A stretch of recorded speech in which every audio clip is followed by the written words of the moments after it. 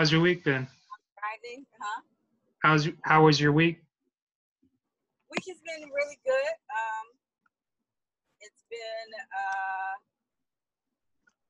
very interesting. A lot of developments and stuff. Very busy, of course, with Gotcha. the 1% conference tomorrow. Okay. Are you okay with me recording this? I'm fine. Okay. I'll send you the file as it is so that you can see it and kind of give any critiques or comments on it afterwards. Okay. Because that will help me in like trying to edit it. I've managed to do 12 so far. Are you able to hear me okay? Yes, you're coming through great. Okay. What about the background noise? Can you hear the fan in my car blowing?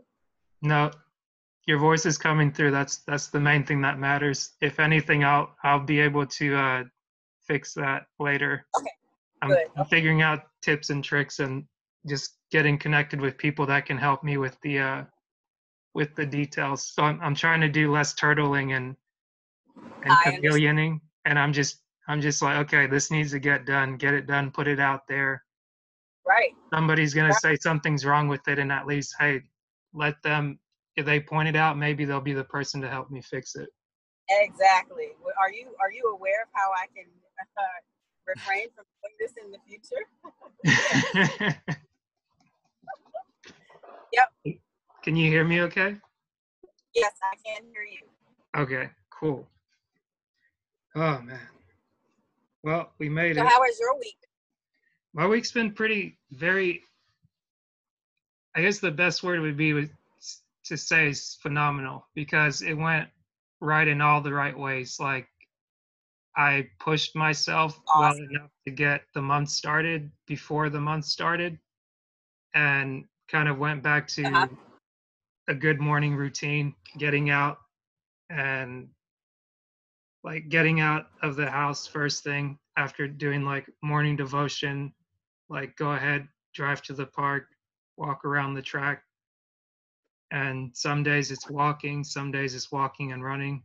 And I saw Rochelle started out this workout with Rochelle T Parks videos. So I started jumping on those at night, and I saw this little watch party feature. So I was like, okay, I'll check that out. I'll do it.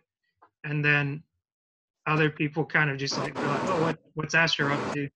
And once they jump in and they see what I'm up to, like some people are just like, oh, okay, like you're working out or something. But like it took me maybe till Tuesday. Wait, Tuesday was the 1st, right? Today's the 4th. Yes.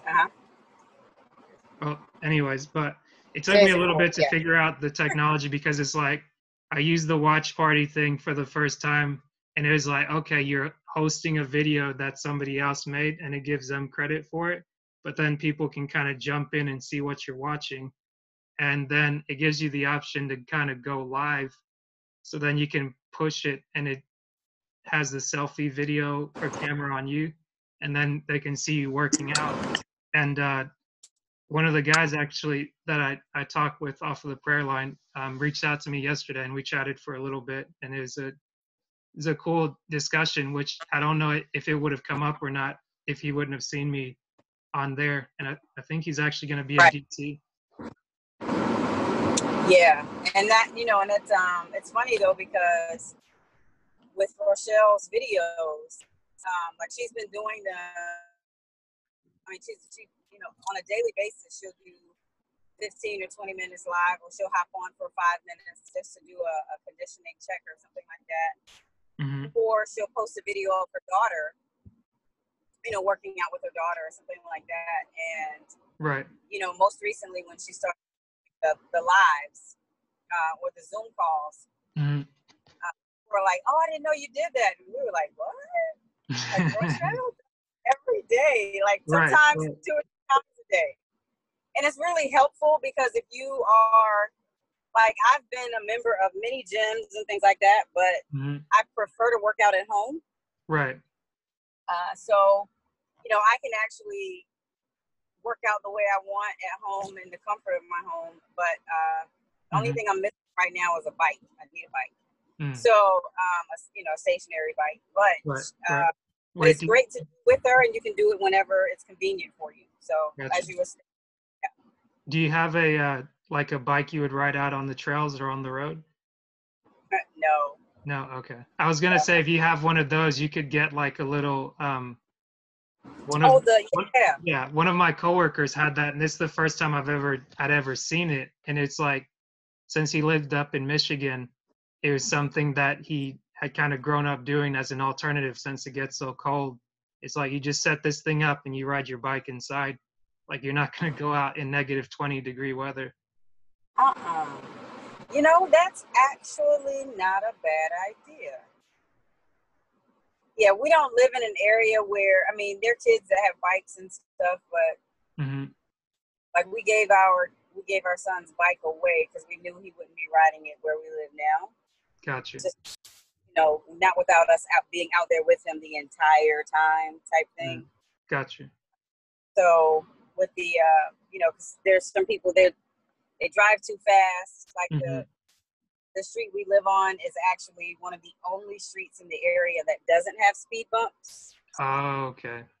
So because there has to be one without the speed bumps for to be an emergency route for emergency vehicles. And it's ours. Yeah. And then we've had things like we're at a T section and we've literally had someone run the stop sign and run into our porch. So. Oh wow. Yeah, and we had all that good stuff. So. Jeez. Yeah, no, he's not. We wouldn't want them riding independently. Right. It's like it's funny. I was listening to the ET's podcast, The Secret to Success, and I usually listen to it like Friday morning, and I started re-listening to it this morning, but I happened to catch it last night, and they were talking about, I think Carl brought it up, and he was talking about whether he's created an environment that's spoiling his kids versus. Oh, you know what? That's before I walked out of the house. He made that comment, and I had to cut it off. I said, I'll get the rest of it later. So I won't ruin it for you then. Yeah. Well, no, he was talking about his kids. No, it's fine. I was talking about his kids, and he said his wife put him on video chat, and he could see like kids with their feet up and all this stuff. And I'm like, oh, how well do I know that one? Yeah. Oh yeah, these guys, really? Yeah. But I mean, as they went on with the conversation, I think where it ended, like they really do a good job of like pulling a lesson out of that, because like CJ like is really good at like pressing for information and just be like, okay, like let's get down to the brass tacks. And then E kind of brought it back as to like, here's what I'm saying. And then since like with them just doing the podcast is like really, and it's part of the reason why I started, where you're able to fully express a thought of like, okay, here's a soundbite of what I said, but like you didn't really get everything else that comes with it. Meaning. Right. And I guess that's also why they say you got to go to the conferences, because like you can get like bits and pieces of the information, but when you're there and it's like, I'm going to talk to you about this specific topic and elaborate on it, and that's why this is a keynote, that's why this is this. And another thing I really got out of it was just, it was from a question that somebody asked. And a lot of times I feel that people will ask questions and their responses to the questions, like the ones that aren't jokes necessarily, like I'll get just as much from the response to that question as I did from the information. From the whole podcast. And I was like, man, that really made me like, okay, like I'm on the right track right now, putting my attention on things that I want to do, because I'm grateful that I did like middle school, high school, and then 5 years of work because then what that showed me was that with the, what would you say, with like the 5 years of work and the 5 years of school, I was able to take what was given to me and say, this is how you have to do things. But what he Correct. highlighted was like, okay, since you've done that, now flip it and decide what it is that you want to do and put it in that structure. So if you Right. want to study podcasting, say, I'm going to do this 3 times a week, like a 3-day class, 1 hour or hour and a half, and then like that's how you're going to become a master at something that you care about, which in turn you create a business out of it. Yeah, it's it's funny because a lot of times people, you know how we compartmentalize certain things. Like for instance, you may say, now I put the iPad up here on my dashboard. Does it make the background noise louder or no? No, it makes you a little bit quieter. Okay, so is that better? Yeah, that's better. Okay, so I was people will compartmentalize information. I'm good at it, and then when I'm spinning my wheels and forcing myself to pull it all together, I mean, because sometimes I find myself, like the hamster on the wheel. Yeah. And then I'll go, wait a minute, it should not be this hard for you. Like, know this information, you are skilled in this area. I go back to my talents, and strengths, because I feel that there's a difference in the two. But I go back to those things that keep me afloat, that I rely on. And so it's funny because I will at that moment, go, and I am not afraid to say, okay, God, please help me be creative in my thought processes, and please help me, dig deeper, regardless of how uncomfortable it is, but just dig deeper to get to the answer, because I know it's here somewhere. I'm in my own way type thing. And so I will do that. And then I'll realize, wait a minute. Like, so, and I'll put it into perspective for you. Right. When I was a trainer with the grocery store chain and the retail management, excuse me, one of the things that was very important, because we always had to keep QSC, quality service, cleanliness, quality assurance, all of these things top of mind. We always had to follow SOPs. There was always protocol. Right. Anytime you deal with food, people, drugs, whatever, or pharmaceuticals, I should say, their protocol. Yeah, probably should clear that up, right? Their protocol. It's the same thing, but it just has a different stigma to it. Yeah, that's it. And here's the thing. They both have the same effect.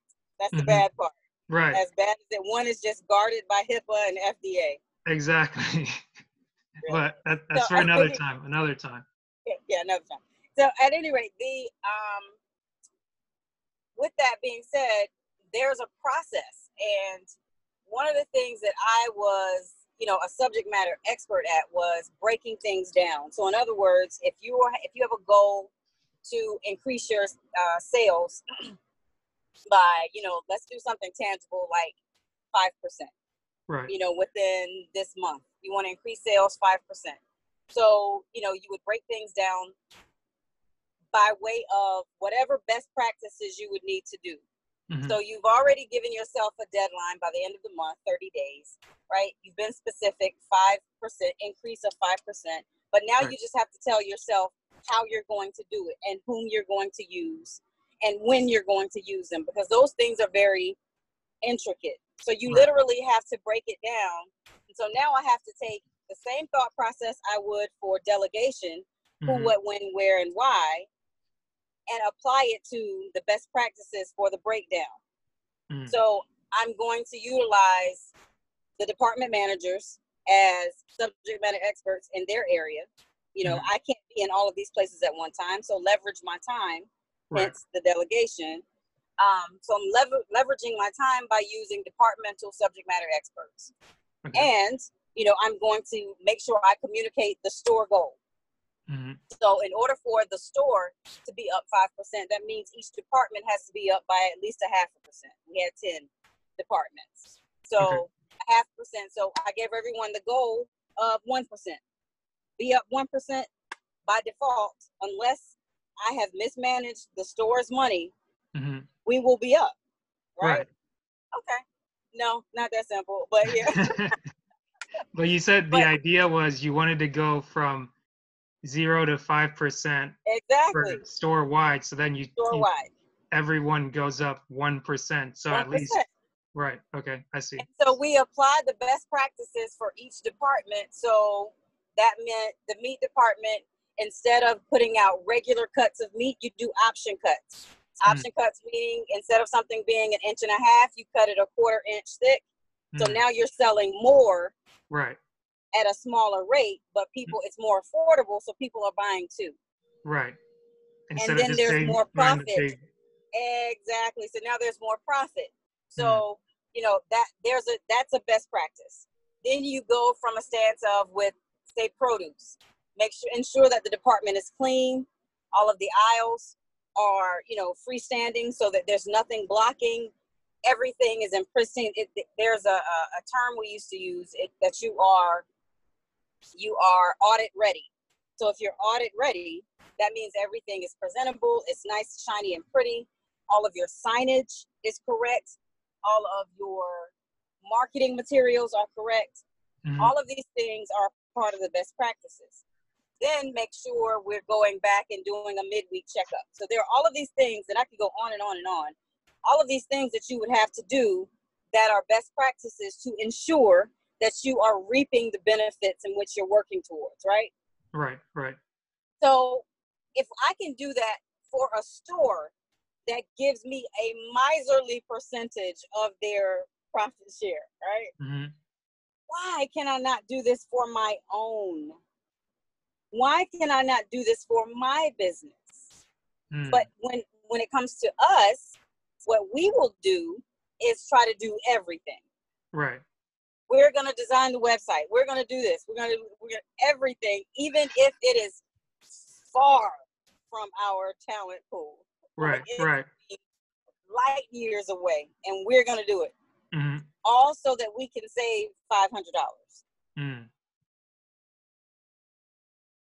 Oh, you just froze up. Aggravation we've experienced, and now we are less productive at the things we are supposed to be doing. Wait, go back for a second. The video just froze up. But okay. The last point that I caught was when you said we're trying so hard to do everything because we want to save $500. And then I caught something about aggravation. Yeah. So we will do all of these things, or wear all of these hats for our own businesses, because we are so determined to save $500. Okay. Rather than get a graphic designer or a web designer, or barter, even. Right. Instead of thinking creatively, instead of being strategic for ourselves, we become so miserly that the mindset of lack robs us of our creativity. So we are literally in a state of, I'm saving money. I'm not gonna pay this. I'm starting my business up, so I don't have it yet. Right. But do you? Because even though you may not physically have five $100 bills, right? You may have $500 worth of knowledge that you can barter with someone. You may have a skill set that they need. So if you're a photographer, hey, I'll shoot XYZ, or I'll help you with this if you help me with that.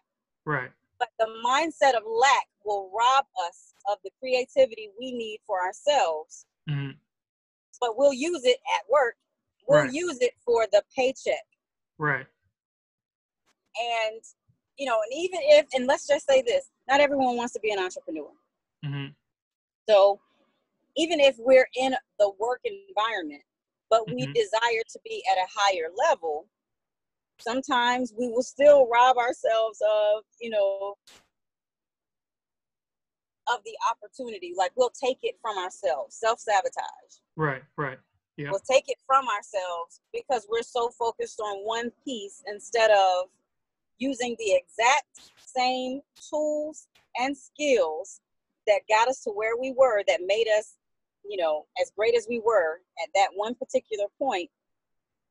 For whatever reason, when it comes to excelling, or now, let's say I'm going to catapult. I'm going to take a leap of faith, and I'm going to go for this higher position, even though I only have 3 of the 5 things they want. Right.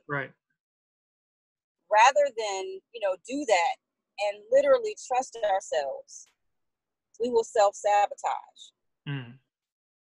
Because the mindset of lack will literally rob us. That's a great point. Oh, I don't have that. You know, if it's 5 criteria, oh, I don't have that one. And especially women. Women are very big on that. Yeah. In comparison, women will 80% of the time not apply for a position or not go for an opportunity because we're missing a few of the things on the checklist of qualification. Right. Whereas our male counterparts may have 3. And they want 7. They have 3. Oh, I'm good. Yes. Right. I'm throwing my hat in the ring. But the confidence level that they have in the 3 works. Right. And it works.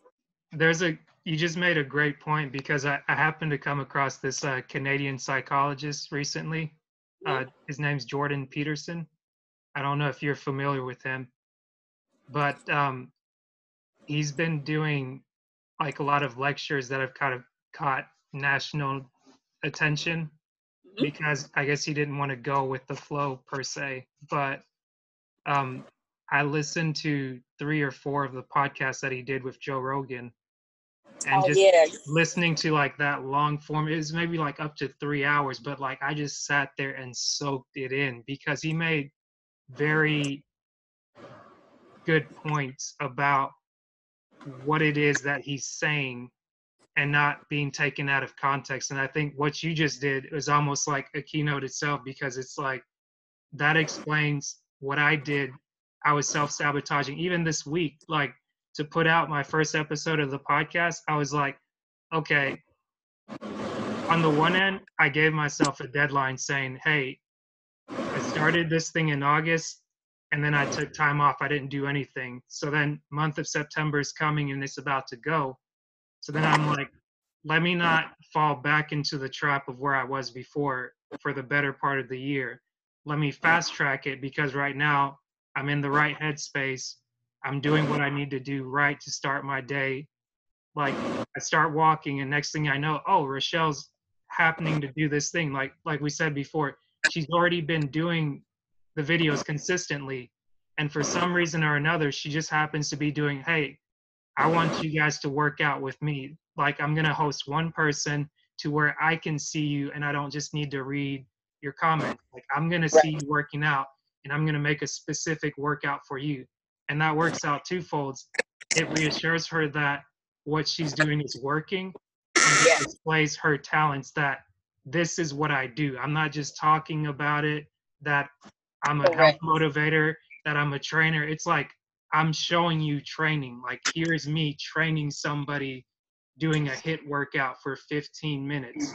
And it's like I'm working out with you. I'm not just sitting back here like, yeah, you got 2 more sets, 5 more, and you're sitting over here dying by yourself. It's like, oh yeah, one more set. One more set.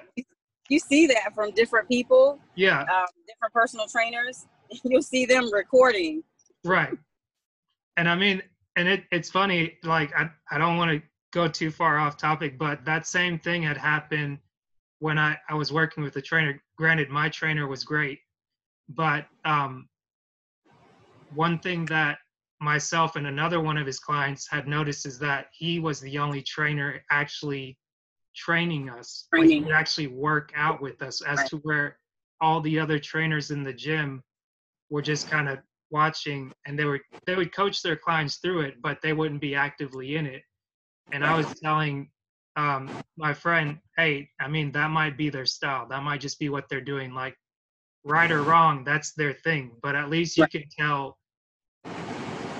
like you're coming to this gym, you see multiple trainers, you see what they're doing, and you're already thinking in your mind, well, I'm not going to go work out with them because I know what I need. I need somebody to help me along and not just sit on the sideline, like, or from the back seat trying to tell me how to drive. It's like, that's not really helping me. Yeah. And the other part about that is, like, I used to be an aerobics instructor and a strength and conditioning trainer. And one of the things that's really important is for people, like, when I feel the burn, and there's a way, even though they tell any fitness professional, you know, it's not your workout, it's their workout. Yeah. And you have to understand, you can't go until you burn. You have to, you know, but if we're doing it and coaching them the right way, we'll still feel it regardless of our level. Right. So we'll feel it in the slightest way. And if we're feeling it in the slightest way, then they're feeling it. Right. And so we should be able to not only coach them through it, but describe what it is they're feeling.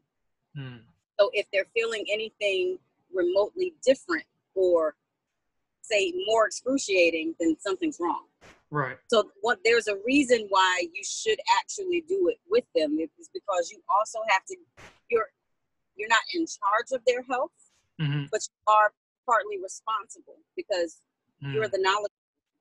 Right. So you have to make sure that you're describing it, you're helping them, you tell them where they should feel it, because if they feel it somewhere else completely different, like, whoa, wait. And then that opens the doors for a conversation. Oh, I have a pin in my knee. Right. Oh, well, we don't, you know, this is something I should have known to get. You see what I'm saying? Yeah. So it alerts you to red flags. So you're absolutely right with that. Absolutely right. And I guess I know you've got to run, but just to kind of highlight what you do and how you were able to help me as you talk about the self-sabotage that we do, because I took some time off from work and trying to get back into the job market. Before I even took time off of work, I'd already self-sabotaged myself for the longest time, telling myself that I wasn't up to par. And I already felt like, okay, like I'm not able to do this, like the thing on the resume or like the requirements. It's like I have the skills and I have the talent, but because the confidence isn't there, it's like you were saying with the females versus male, it's like not having the confidence. I was taking myself out of the running because I didn't even want to try. But then like connecting with you through Breathe University and just reaching out and saying, hey, I need help. Like, I know how to do a resume, but I'm not able to do it to the level it needs to be done. And then with you being the resume doctor, I said, hey, I need help. Can you help me? You said, yes, here's my price. And then with that, initially, I was already thinking self-sabotage. I was like, oh, I don't want to pay that. But then immediately I was like, something just clicked in my head and I was like, no, do it. And somebody else had mentioned, oh, I've got a friend that can do this. And I reached out to you first and I reached out to that friend. And the friend was supposed to be maybe like a cheaper option, but you kept in touch with me and you said, hey, this is going on. And the thing that really impressed me and that really touched my heart, and it really speaks to the people that we've surrounded ourselves with and being the most authentic version of ourselves. We had a video call and you could already tell, like, my facial expressions were wrong, like my mood was down, and you were like, okay, I'm gonna do the resume thing for you, but like your health isn't looking right. What's going on? And then you being able to do that coaching and really unpack and be like, okay, I'm gonna step into this space with you and say, all right, you need to do this, get out, make sure that you're getting around people, get some sunlight. And within 2 weeks to a month, I did that. And the next call, like the tone of my voice changed, and you were like, oh, okay, you've been doing something. Right. And then after that, once you sent me what you sent me, like I gave you 4 pages of my resume and I was like, it's kind of messy. I know it's supposed to be 1 page, but like you compressed it and you organize it. And you said, here's two things. Here's one with bullet points, and here's another summary. So decide which one you want to use. And as soon as I just like read it, I was like, you got it. Like from reading my resume, from talking with me for like 10 minutes, 15 minutes, maybe it was longer, but you, from the mastery that you displayed with what you did, marketing, no, is it marketing? Or when you worked with the stores, what you were saying before. I was in training. Mastery. Yeah. Okay, basically, yeah. So, yeah. So like your training mastery, you were able to take that and at least convert it to your resume doctor business. So that's working for you. So I'll commend you on that. So don't beat yourself up too bad. Sir. Thank you. Well, I guess you had a question? No, I was just gonna say that, and then what I think I was trying to get to earlier was that that may have been August when we spoke. Like we just met we met before August because I happened to meet you in person at the start of the month. So yeah, I talked to you in July, and then we met in August in Philly. At Verified, right? Mm-hmm. Right, and then it was funny because it's like I thought I saw you from a distance. It's like, wait, are you here? It's like, yeah, I'm here. Where are you at? And then like just being able to chat again, the energy was up, and like going to a live event like we were talking about, like you have the information that you're getting, but then actually present where you have to pay, and you're there, and you may not always be conscious of like what you're paying for, but then now that I look back on it, I was like, oh, okay, like I paid for my plane ticket, I paid for the trip, right? But I understood that that was more important for my mental health as well as like my professional, financial, like all of that kind of came into one because I didn't just go to hear someone give me information about how to improve my life, but I ran into yourself and other friends who kind of like brought the life and the emotion back. And then once we met there, I was like, okay, I applied and I got some results back. It's like there were a lot of no's, but we're like, okay, we got the no's. Now we know we can shift our focus, and now we're here. And then the conversation since then has been that this week I was waiting on 4 responses from 4 companies, and I'm supposed to get the responses by Friday. And as soon as that was the case, I think on Tuesday, I've had like 5 more companies reach out, and they're like, hey, can you have an interview next week? And I was like, sure. Like you just put it on there, and all of that came as a result of like moving at first. And as soon as I got moving, like I got out of my bed, I went back to making my bed and just meditating. And I was like, okay, it sounds silly, but I make my bed. No, it doesn't. Right. And that's the thing back to I'm sure I'm jumping all over the place, and we'll definitely have to come back to this, but like going back to what Jordan Peterson was talking about, since he's a clinical psychologist and a professor, he's practicing in 2 folds, and he has 40 years of experience, and he took that and put it into a book, but he's still having long form discussions where he'll talk to people about the most important thing that you can do to help the world around you is to help yourself. And if you carry your own burden by starting at your bed, then that shows that, hey, when you leave your room, you fix your bed. When you come back, you see, hey, my day may have been terrible, but I accomplished one thing. I made my bed. Like nobody else did that for me. Yep. And you know, it's funny because Jim Quick says the same thing. I don't know if you're familiar with Jim Quick. I know you mentioned him, and I made a note about it, and I was like, Mind Valley, because he was, they used to call him the boy with the broken brain. And they said that he was incapable of learning. And he said he could hear older people when he was a little boy saying, oh, that's him. That's the one. That's the boy who can't learn with the broken brain. And so he literally learned how to read. I think he learned how to read via comic books. So he's a Marvel, Comic-Con. and you know, before Stan Lee passed, he actually was able to meet him. So he, you know, talked about, you know, one of the very first things, he was like, make your bed. and make it well, like make not just, fluff over it. He was like, do a really good job, and he talks about all the things we talked about. And it's so amazing because when I decided I'm going to change my life, like I was, how it's like you're having and there's a word for it, but you're having an out of body experience. Mm-hmm. And I was present in a room, and there were other people talking, and they were all complaining. Mm-hmm. I've had that. Yep. All of them. And I was at some point chiming in, and I'm sitting there going, what? You know how there's a movie or something, and they, put it on the one character, and the character starts talking to the audience.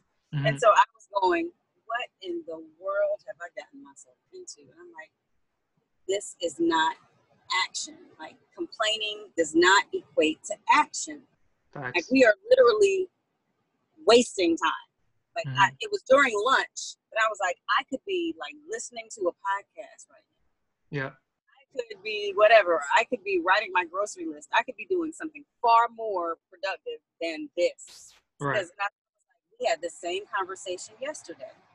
And then with another person who was in the room, I said, we've talked about this exact same topic every day for 2 months. Yeah. Every day. Yeah. Every day. And I said, today it stops. I was like, oh my goodness, guys, I forgot. I had a meeting. I'm supposed to have a conference call. And I'm late. I'm like, you guys, and they were like, what? I was like, yeah, I forgot I had to have a conference call. And they were like, now. And I was like, I'm supposed to be on it right now. Right. My supervisor was in Italy, right? This mm-hmm. is when I was overseas in Bahrain. So my supervisor was in Italy. Mm-hmm. And I was like, Dennis is going to kill me. And I pretended that my phone, I was like, see my phone. And I had the phone in my hand. So I hit the red button. He's calling me right now. And so the bad part about it was they were like, well, I mean, we had been like mouth watering. There was amazing food there. And they were like, what about the food? I was like, I'll just take it. Yeah. Love food. Mm-hmm. Generally, I'd be like, okay, give me one piece. No, I was like, take it. Just go. Right. You were done with it. Done. I was done with it all. I was done with it all. So at that point, I made the decision that it has to stop. And so one of the things I was very intentional about was making sure, and I increased my prayers. So I was like, it's like I was a kid again, saying, I don't even know, and I'm saying this out loud. I was like, God, I don't even know how to really, I'm in my 40s and I don't know how to talk to you. And I was like, because I know now at this point, I shouldn't say all the stuff that you hear people say in church because, they're babbling like pagans, as the Bible says. And I was like, I can't do that. And I was like, but I don't know. And I was like, well, you know what I'm trying to say. Mm-hmm. So I'm literally having conversations with God. Like, right. But I mean, when you're doing it, I guess the difference there is like, moving in the right direction. Right. You're moving in the right direction. And also you're keeping that private. It's not like you're standing in the middle of the conference room, just be like, oh, I got to go with my boss. Oh, wait. God, I really don't know. It's like, those are two different things. And the thing is, I was literally going, I know that I have to have a better relationship with you. Mm-hmm. And I'm dyslexic. So me reading anything turns into a bigger thing. I have to read over it 3 or 4 times to ensure that my comprehension is, so I forced myself. I started off in King James Version. Wait, say that again? I said I started off reading King James Version purposely. Right. So to force myself to do it. And I was like, and it wasn't and I was just basically, because I know myself. Mm-hmm. So that was my challenge. So then I moved, once I felt like I had committed myself enough. Mm-hmm. Because at first I thought I was going to do it in the evening, but I was tired. So I said, okay, I'm going to have to increase my day. Because in order for me to have time with God, it's got to start at the beginning. I want to start my day off right. So I said, not only do I want to have an intimate relationship with God, and I want to get to know myself better, so that I can feel my own triggers, discernment, and be able to, revert back to what I need to. Or feel those triggers because there's nothing wrong with those. Right. We're supposed to have them. Feel those, lead us not into temptation. It's going to happen, right? Right, wrong, or indifferent. And when I feel those, make the right decision. So even when I feel it coming on, right, I can make the right decision. And whatever, even if that decision is, okay, I'm not really sure what to do right now, God, but please help me through this. That's the best decision you could possibly make. Right. And so those are the decisions I started making. And so when I get out of bed, before I even put my slippers on, I slide out of the bed so that my knees hit the floor first. I have to do it strategically. Yeah. Otherwise, I would literally just get up and go. Right. Right. So if I've done that, if I pray first,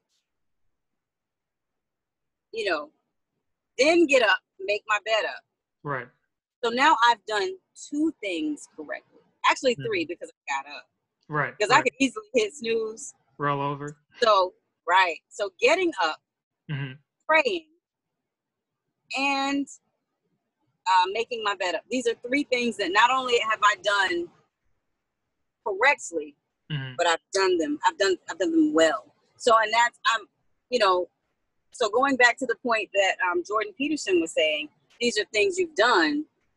There are things I was like, I've got to increase this because it was necessary for me to see the ball moving. I'm analytical, so I need to see certain things. Right. Very important for me to see that moving. And if I didn't, then I gotta see it. Yeah. And so I started doing that, and then I would immediately go and read my devotional. So now, after reading the devotional, I started praying about what I read so that I could actually incorporate it into my day. So then it was important for me because, again, in order for me to have that intimate relationship, I have to be intimate.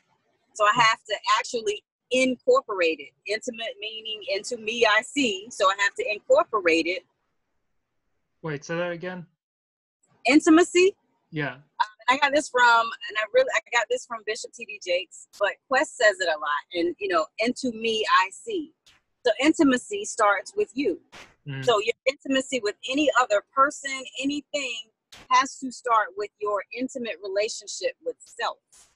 So if we have to intentionally look within ourselves, we have to interrogate ourselves. We literally have, because that's what honesty is, an honest interrogation. Our awareness is an honest interrogation of our thoughts and our actions.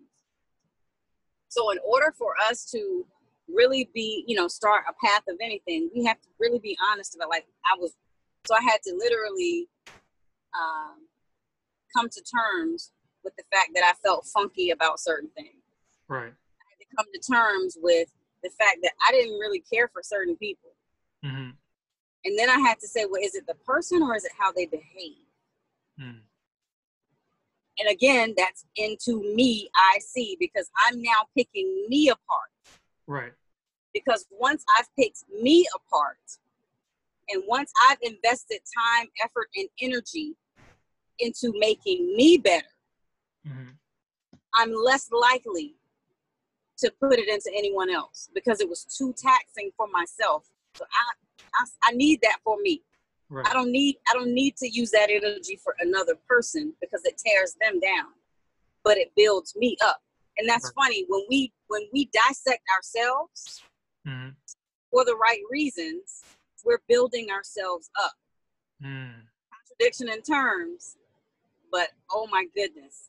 So yes, I'm breaking myself down so that I can build myself up. Right, right. So the more I broke myself down, and as analytical as I am, and as, it's important for me to break things down. That's, I think, where my gift lies, right? and the more I did it for myself, the less I did it for others. The less I did it to others. And so, and I prayed about using it for the right reasons. Right. So in other words, you know, God, let me see things. Like I used to be able to spot certain things in people, and I'd be like, I don't really want to mess with them because their energy wasn't right or whatever. Right, right. And on one hand, you know, on the surface, one would say, well, there's nothing wrong with that. You know, that's self-preservation. On the other hand, God brought it to me for a reason. So maybe he brought it to me so that I could actually share a lighter version with them. That's where service comes in. Right. Doesn't mean you force it on them, but exposure. Oh, you know, you can expose people to the other side of things. You can expose people to goodness. So in other words, I worked with someone who was, forgive me, evil. But they intentionally did things to hurt other people. Right. They intentionally did things knowing the person would, you know, had a baby and just had a baby and they had to feed they said it. And I was like, right. You know? Yeah. And that person also did things to intentionally hurt me. But there was a meeting and such happened and blah, blah. They'd been in that meeting because there were some things developing. Because unfortunately, when you brew negatively, when you conjure negatively, you create negativity. So, right. And that's what that person was doing. And so they were literally in a meeting all day, working on ways to dig themselves out of a hole. And I ordered food for them 3 times. Wow. And so 2 of the other people in the meeting looked at me like, what are you doing? And I was like, weren't you in the meeting? Well, yeah. Weren't you hungry? Like you guys took 2 bathroom breaks in 13 hours. 13 hours? 13. What kind of meeting are you having for 13 hours? One to dig themselves out of a hole. Jeez. Yeah. They couldn't leave until they came up with solutions, and they literally had to, because this, again, when you conjure negatively, you're creating negativity, and that's what the person was doing. And so when they asked me, they were like, you do know they tried to get you fired. And I was like, yeah, but I don't have anything to do with that. That's them. Right. They were like, what? And I was like, look, what was I supposed to do? Order food for just you? Yeah. And I was like, that, no. I was like, I'm not going to hell because of someone else's mess. Wait, so let's run that back. So you said somebody was trying to do you wrong, and they're holding a 13-hour meeting in order to dig themselves out of the wrong hole that they placed themselves in. And correct. You having the forethought, you think, okay, if we're here for this long, however long into the meeting you are. I wasn't in the meeting. My office was across the hall, but I was the administrator who had to tell everyone else they're in a meeting, blah blah blah. Yeah. Okay. So, and no, you cannot disturb them. You're gonna have to, you know, if there's something I can assist you with, XYZ, blah blah blah. So, yeah. And so you ended up ordering food for them? For them, yeah, because they when I tell you they would come out, they were like, you got any chips? You have any crackers or anything? And I was like, you guys are terrible.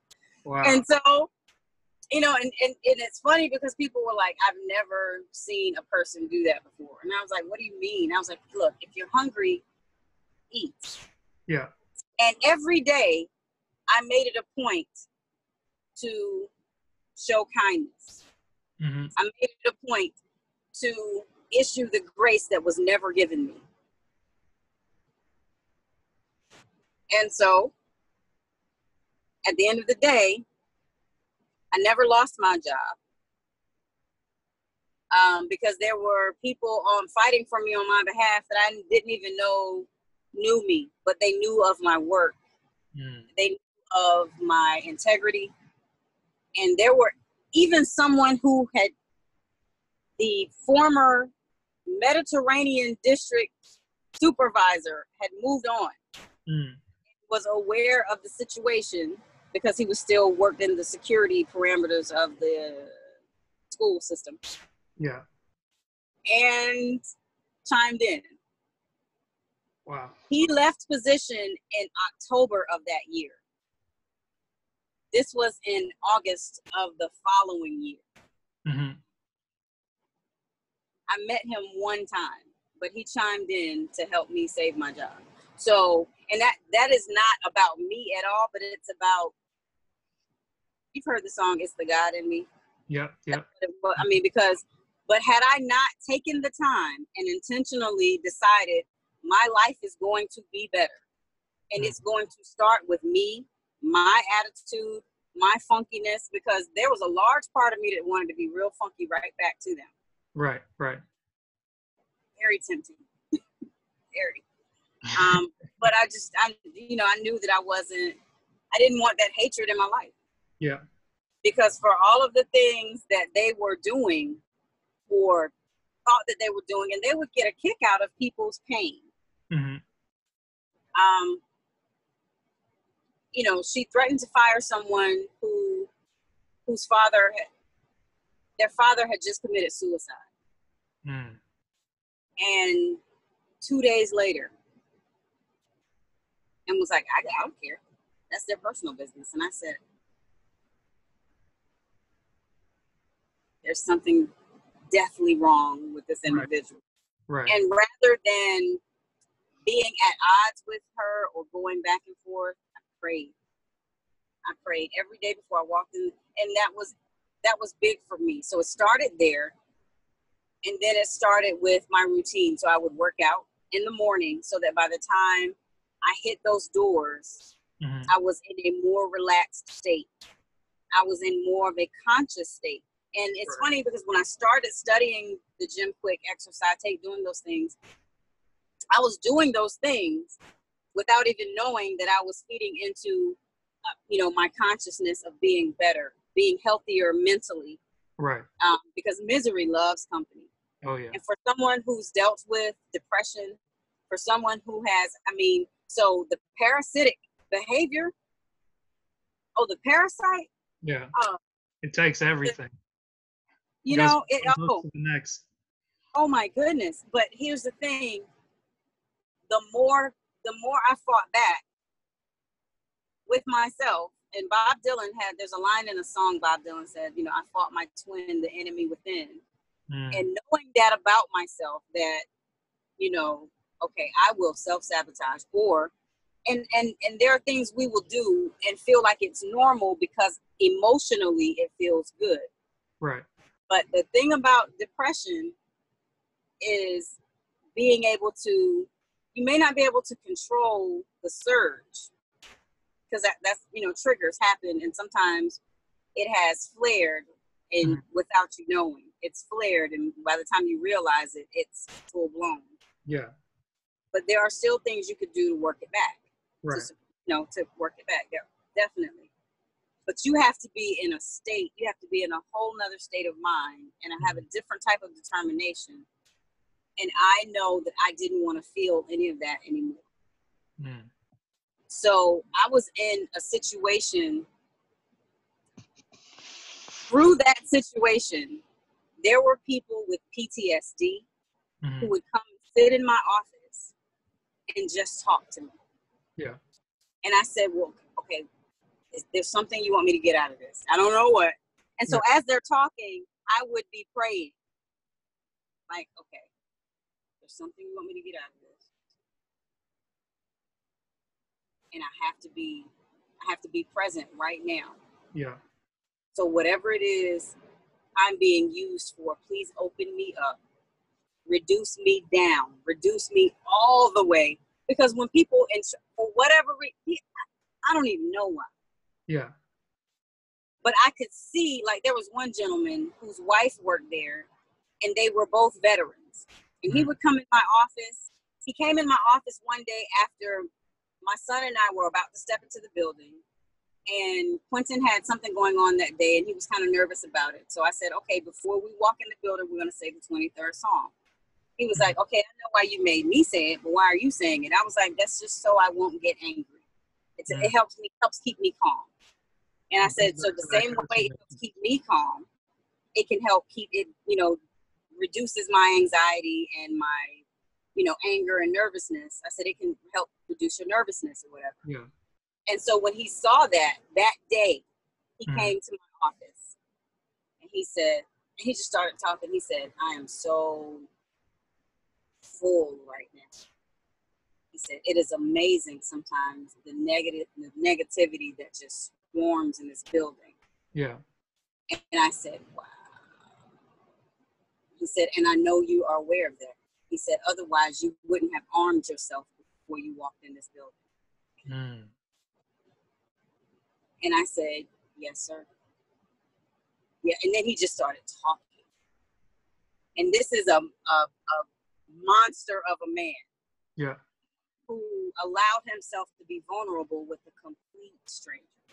Right. And when you say monster of a man, you mean like stature, height, build, everything. Like he's like what he's huge, like very muscular, big, 6'4", huge, or like. And then his voice was, that deep bass, like monumental, right? So he's the kind of person he could say one word and everyone just kind of stops. So, but he was a gentle giant, actually. But because of things he had been through, so he was taking the time, and for whatever reason, just him witnessing us do the 23rd Psalm made him feel safe in these little arms. And I was like, okay. But it wasn't my arms, it was God's arms. Right. So and at no point, and then mind you, I'm still, even to this day, green and growing. But whatever it was big enough for him to feel safe. And even when I left that job and started working with the military directly, well, I was working with the military directly then, but working in the training position for the Navy. Yeah. He would come to my office then. And the person I ended up referring him to used to be the director here at Walter Reed, 6 Degrees of Separation. So he was able to get the type of counseling that he and his wife both needed. But again, that's vital information that I was able to use at a later time because, that particular person was like, oh, we're gonna fire his wife or whatever. And I was like, you can't. Yeah. And I was then in possession of knowledge, of information that gave us a greater insight as to why she would do certain things. And I was like, she fought on the front lines. I mean, I was like, so when her students get riled up, they're like, oh, well, she's a teacher. And I said, yeah, but she's an ET. You made her a teacher. Wait, right. What? You said she's an ET? What's that mean? Right, educational technology. So in other words, she would be with computers and technology and the background. Oh, okay. But you forced her to do this. Right, which is sociable out and got you. It's the complete opposite of what she is. Complete. And I said, so her desk is her trench right now. Yeah. And they were like, what? And I said, oh, yeah. But they were looking at her physical appearance, thinking, there's no way. And I said, did you even look at her jacket?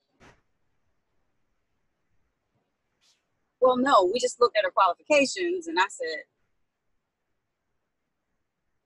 qualifications don't make a person.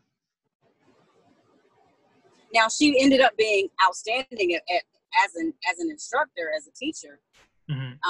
Could break things down for the students, but she wasn't interactive because guess what? It's not her thing. Wasn't her thing. And even if it was at one point, what she had been through had started to diminish that.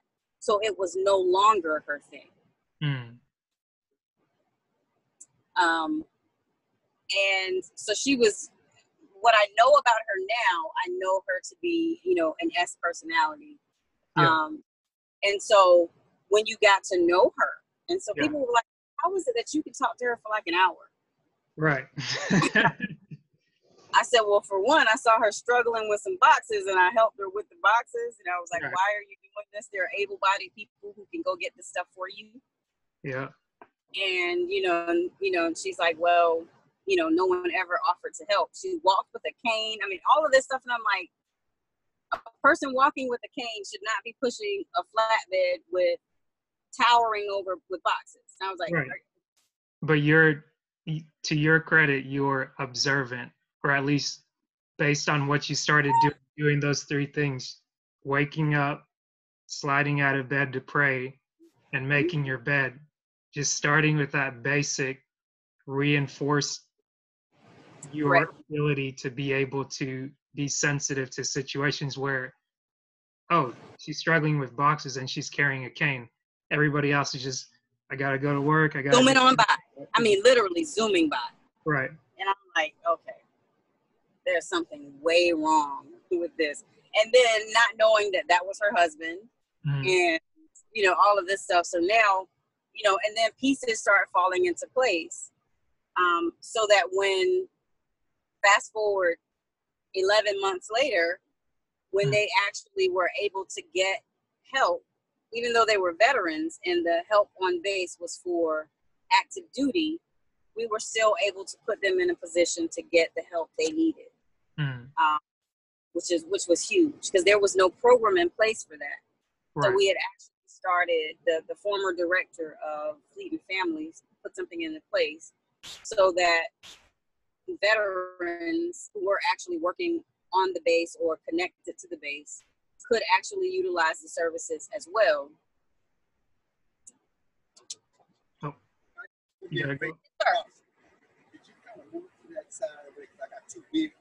Coming? Absolutely. Sure, no problem. Thank you. You gotta go? Yeah, I'm at my martial arts school, and I'm meeting with the grandmaster, so I got to move my vehicle because they're about to start picking up students from school. Got you. Oh, you picking up the little ones? Well, no, I'm the grandmaster of the martial arts facility is very big in the community. Mm-hmm. And I started, I created a proposal for the elementary school that my sons go to. Okay. To help unemployed parents with work-related issues like going back to work, writing a resume. Wait, the same. Wait. Hold up. What is it exactly that you do? Maybe we need to backtrack. I'm a career coach. I'm a career coach. You're a career coach. Okay, gotcha. I'm a career coach, and I train. Mm-hmm. So that's where the years of training come into play. Okay. And one day I was at a parent meeting at the school, and someone was talking about parent services and what services the school could help the parents with and things of that nature. Mm-hmm. And it was like, third person, you can do this. And I was like, okay. So again, I thought I would be working with military. Right. Because I was offered a position at Walter Reed, at the Walter Reed Hospital location, which is connected to the Bethesda Naval Base. Mm. And so I thought I would be doing the same thing here that I did overseas, right. Which was coordinate the program to make sure active duty service members are ready for work when they get out. Right. Writing resumes, business plans, blah, blah, blah, blah, blah, blah, blah. Setting up an LLC, so to be, all that type of stuff. Sometimes your plan is not God's plan. And so when the third person, you can do this. Yeah. And so literally it was as if someone picked me up. So I got up, gave my card to the coordinator, and I was like, hey, my name is this, I do this. I would be more than happy to assist if, and along the lines of creating a program for parent services. There's a program I used to do, blah, blah, blah. And from that, when I went downtown to get my fingerprints so that I could be a volunteer at the school and do my background check, I actually stepped out on faith and said, hey, you're in the building, so why not just take a stab at it? Right. And I went to them and said, hey, what is the protocol for creating a proposal or doing this? And so they thought I was like joking. And Mm-hmm. so on a humble, they gave me an hour and a half of their time. Okay. And we discussed certain schools that had things in place and certain schools that would be interested. And from there, a employment readiness program was born. So again, so the instructor here at the martial arts school offered to assist with marketing and things of that nature. He's written several books, self-published, and he is, he's really big into branding and marketing. So he offers to help me for free. Nice. Nice. Super nice. Right. It's super nice because, as I stated, just in having random conversation, he was like, I'd be more than happy to help you with that if you're when. I was like, oh, sure, when. And he was like, oh, you're serious? When? Mm-hmm. Yeah. So, yeah. Wow. So so I'm going to take this help while he's offering. Yeah. And and go from there. So we're doing a networking thing with some of the parents, because there are a lot of parents that have businesses.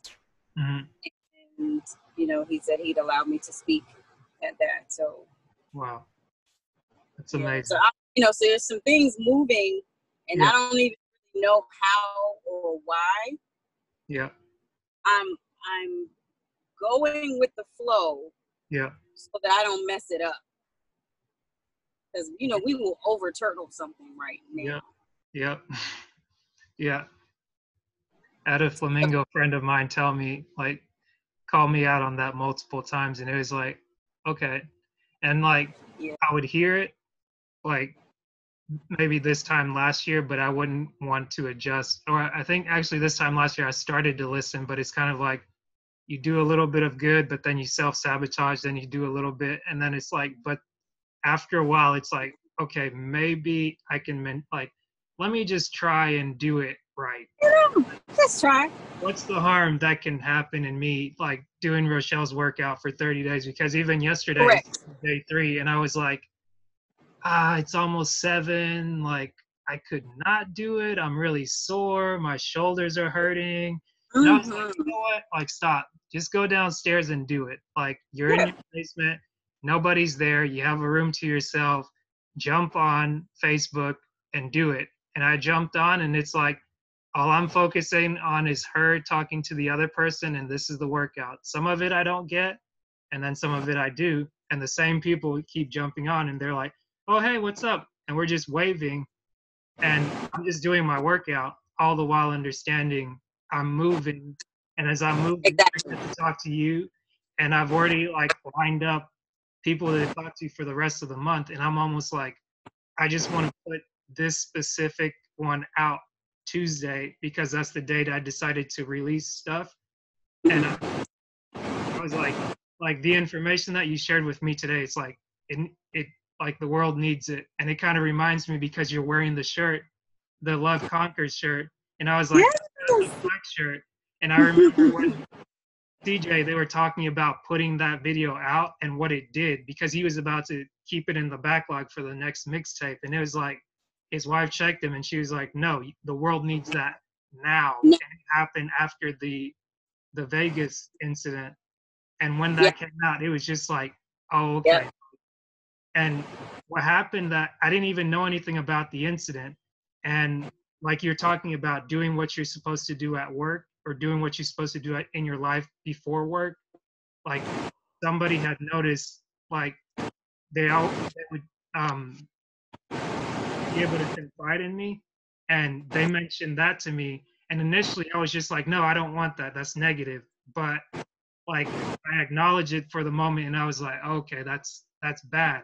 And all the while, I guess I was unconsciously praying, I really don't know what to do in this situation. It kind of feels awkward, icky. I'm just here to do my thing and get out. But it's like, you brought this to my attention for some reason. You want to talk. It's like, okay. And spending that time there, and I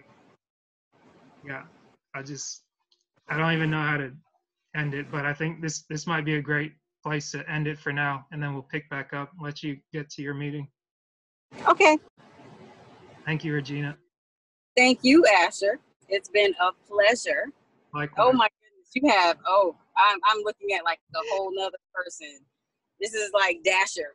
This is not Asher. This is Dasher. This is Dasher. Ready for Christmas season.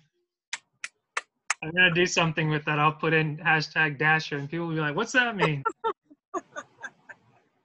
Because it's a drastic change, but I feel amazing. Not drastic in a bad way though, but it's amazing. So I shouldn't say drastic. Yeah, it's a significant change, yeah. And it's such a pleasant change simply because you are in your element. Yep.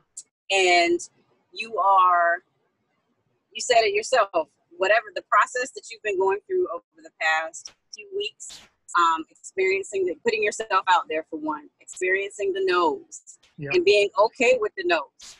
Okay. You know, because guess what? We're not going to be for everybody. Right. But the ones who want you, build it and they will come. Exactly. So that's what you did. And even after the no's, you got 5 more. So, really? I love it. So, if you still want to go over the stuff for the interviews, please let me know. I will. Okay. I'm just staying in the lab over here. That's okay. Soak up the love. Yeah. All right. Have a great weekend. You too. Have fun out there. Greet the family, the BU family, and the yes. A whole lot of stuff going on this weekend, so it starts this evening. Cool. All right. So I'll let you know how it goes. All right. Take care, Regina. All right.